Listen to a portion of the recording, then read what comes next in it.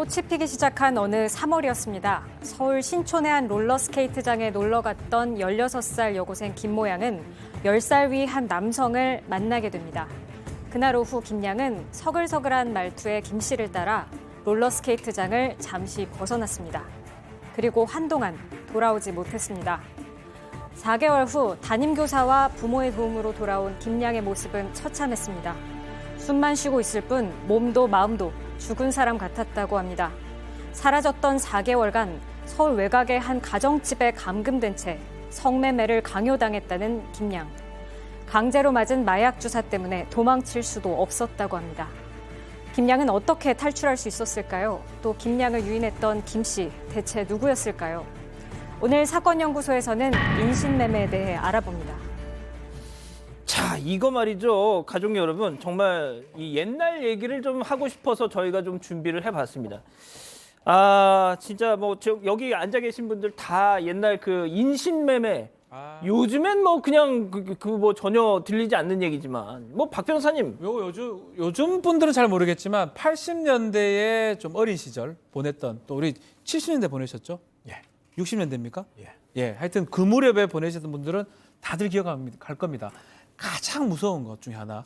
그때는 봉고차 같은 게 있었어요. 봉고차가 오면 봉고차 싹 열리면 싹 들어가면 뭐 어디 섬에 가든지 인신매매 당한다. 이런 얘기들이 상당히 많았고, 인신매매 조심해야 된다라는 얘기를 정말 학교에서, 초등학교에서, 당신 국민학교였는데 그런 것들을 가르치기도 했는데, 그 어떤 용어들도 많았어요. 뭐 제가 좀 기억나는 거는 빠리꾼. 예? 빠리꾼이라고 범행 대상에게 접근해서 유인하는 거를, 그런 사람을 빠리꾼이라고 했다고 그러고요. 디스코텍 가자, 뭐 취업시켜주겠다, 이렇게 유인을 하죠. 유인을 해서 나중에 인신매매를 해서 뭐 섬에 간다든지 하기도 하고, 또 염쟁이라고 해서 이게 허위 구인 광고를 하기도 하고, 또 용달꾼 같은 경우는 뭐냐면 실제로 데리고 가는 사람들, 그런 사람들을 말했다고 합니다. 자, 백 기자, 지금 이게 처음 설명했던 내용을 보면 롤러장에 놀러 갔던 16살 학생이 잠깐 한 남성을 따라 나갔다가 납치당했다.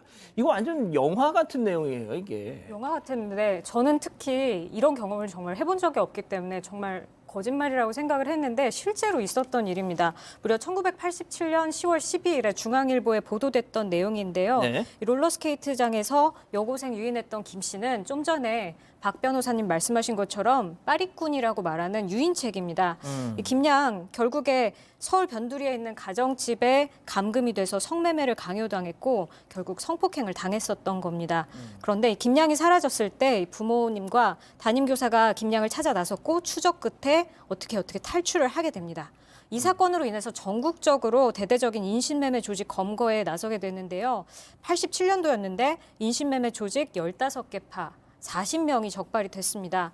당시의 수법들을 좀 보면요. 거리를 떠도는 가출 소녀들에게 접근해서 일자리를 좀 주겠다 이렇게 유인을 하고요. 또 아예 일간지와 주간지에 가정부를 구한다라는 공고문을 내서 그렇게 찾아오는 사람들, 부녀자들을 유인했다고 합니다. 이렇게 총 500여 명의 피해자가 나왔습니다.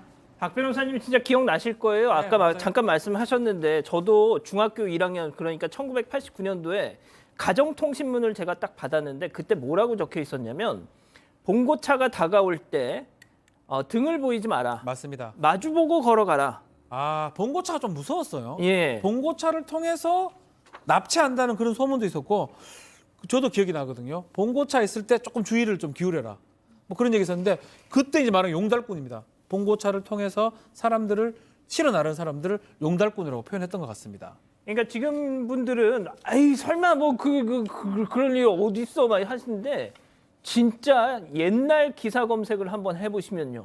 기사가 엄청나게 나옵니다. 자, 어릴 때 이 봉고차가 따라와서 납치했다. 뭐 길 물어보는 할머니 따라가면 납치된다 등등 인신매매 관련 괴담이 무척 많았습니다. 이 방송에 출연해서 자신의 실제 경험담을 얘기한 경우도 있었는데, 자, 잠깐 한번 보시죠. 택시가 안 잡히는 거야. 웬 택시가 이렇게 있는데 누가 봐도 거의 폐차할 듯한 느낌의 택시인데, 왜 보통 앞에 이렇게 빈 차라고 보통 LED가 이렇게 뜨잖아. 근데 이게 다 나가 있어서 글씨조차 이렇게 형태도 못 알아볼 정도인 그런 차인 거야.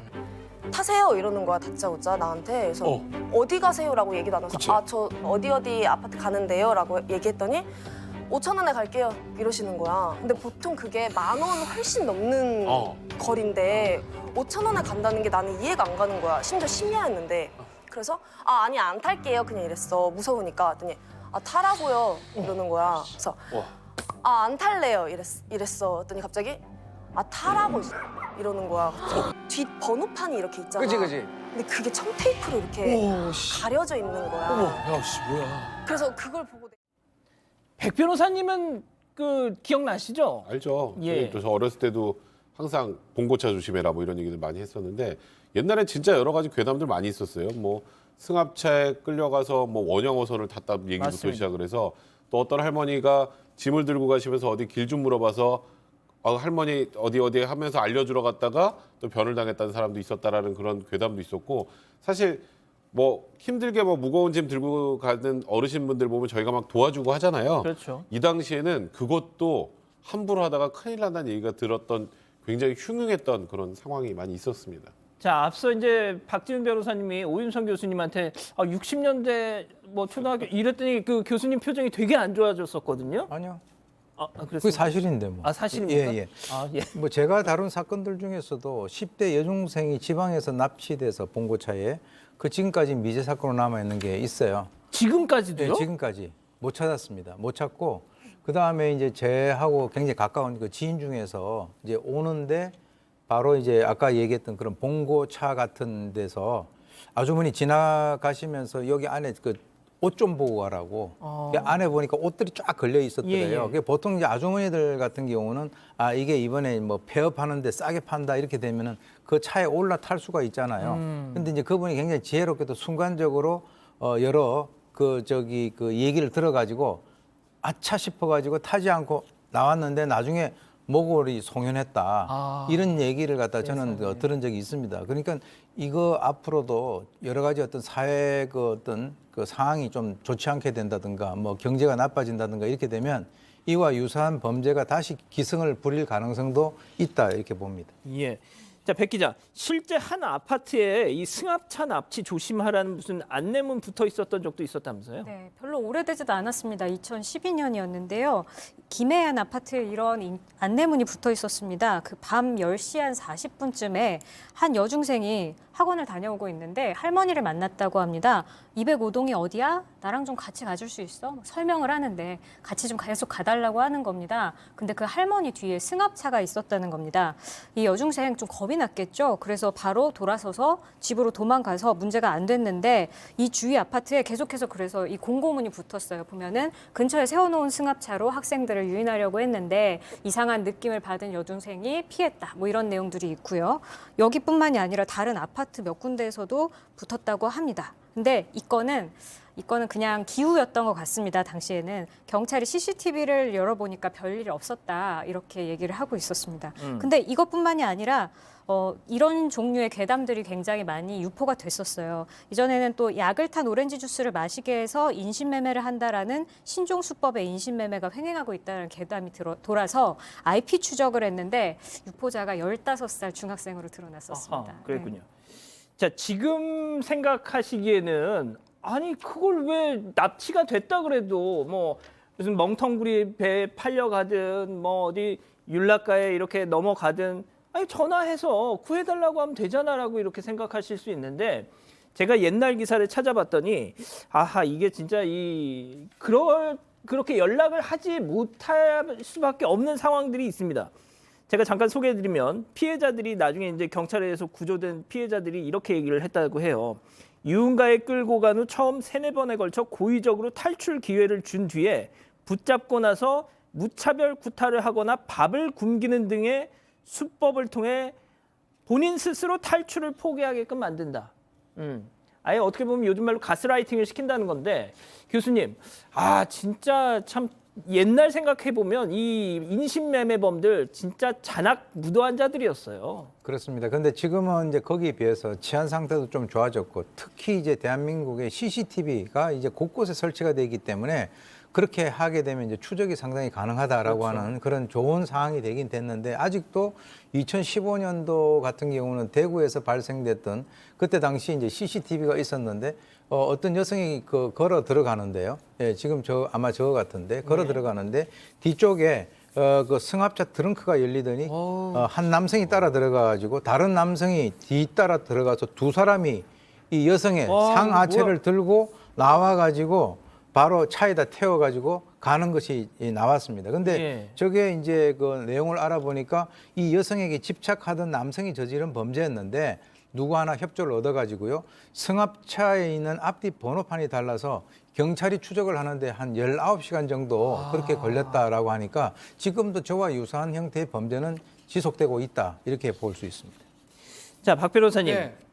그 요즘에 말이죠. 요즘도 여러 가지 버전의 또 인신매매 사건들이 있습니다. 지금 말씀하시는 것처럼 통신 수단이나 뭐 CCTV가 많기 때문에 뭐 그때의 인신매매보다는 다른 어떤 유형의 인신매매가 좀 일어나고 있습니다. 특히 사회적 약자죠.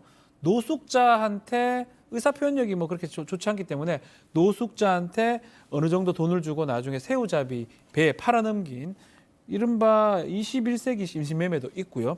또 기억을 하실 겁니다. 염전, 신안 염전 노예 사건이라고 막 유명한 사건인데 염전에서 저 장애인 2명이 10년간 같이 가서 노예 염전 일을 했는데 돈을 거의 못 받았죠. 이런 사건들, 이런 특이하게 사회적 약자를 이용한 그런 사건들이 기승을 부리고 있습니다. 백 변호사님, 이거 참 불명예스러운 타이틀인데 우리나라가 인신매매 감시 단속 1등급 국가, 이게 무슨 소리죠? 이거는 좋은 의미입니다. 아, 그래요? 그러니까 미국 국무부가 지난 1일에 2021년 인신매매 보고서에서 우리나라, 미국하고 영국, 호주, 프랑스 등과 함께 1등급, 그러니까 인신매매 감시 단속을 잘하고 있는 잘하고 나라다. 있다. 이런. 아이, 그렇군요. 그러니까 지금 다행입니다. 아까 그 자꾸 80년대, 90년대 우리가 지금 인신매매 얘기를 하다 보니까 이게 또 1등급이면 또 안 좋은 거 아니야라고 그러니까요. 생각했는데 요즘엔 아까 말씀하셨던 것처럼 치안이 예전하고 다르고 CCTV가 굉장히 많이 맞아요. 보급이 돼 있고 또 블랙박스 워낙 많잖아요. 그래서 그렇죠. 이런 일들이 거의 일어나지 않고는 있다고는 하는데 그런데 이제 이 1등급에 오르게 된 것을 조금 다소 다르게 보는 시각도 있습니다. 그러니까 소위 말하는 국제적으로 통용되는 이 팔레르모 의정서의 인신매매는 착취를 목적으로 상대방을 속이거나 취약한 지위를 이용해 강제적 수단을 사용하는 행위. 그러니까 굉장히 폭이 넓은데 우리나라는 법적으로 보면 인신매매가 사람을 사고 파는 행위로 한정이 돼 있습니다. 예. 그러니까 좀 범위가 좁죠. 그러네요. 이제 그러다 보니까 그래서 이게 지금 1등급이 돼 있는 것 아니냐, 너무 좁게 해석해서 이게 문제가 있는 것 아니냐, 이런 또 반대 견해도 있는 상황입니다. 예.